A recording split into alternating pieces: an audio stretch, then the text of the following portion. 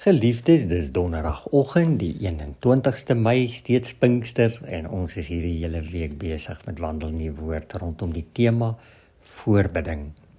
Vanoggend nooi ek jou om God se woord saam met my oop te slaan by Jesaja 59 en ons lees vers 16.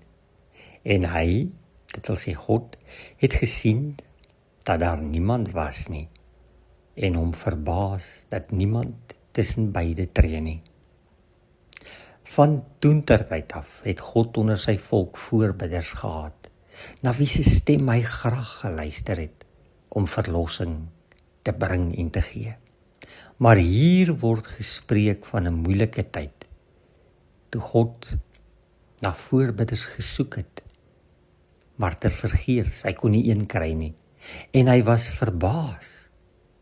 Stel u voor wat dit beteken, dat God verbaas is. Sjoe, dat daar niemand was wat vir God se volk lief genoeg was om vir hulle in te tree in gebed nie. Dat daar niemand was wat met genoegsame geloofsvertroue na God kon gaan oor die verlossing van sy volk nie. Was daar 'n voorbidder, dan sou hy verlossing geskenk het. Sonder voorbidding het God net sy oordeel gebring. Jesaja 65 vers 7 of Esegiel 22 vers 30 en 31. Geliefdes, wat 'n belangrike plek beklee voorbidding dus nie in die koninkryk van God nie. Is dit nie verbasend dat God aan alle mense sulke mag sou gee nie?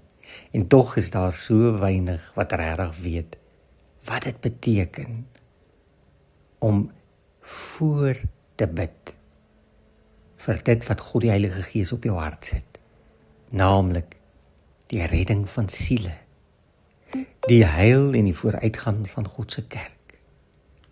Wat 'n wonderlike voorreg dat ek en jy daarmee vertrou word.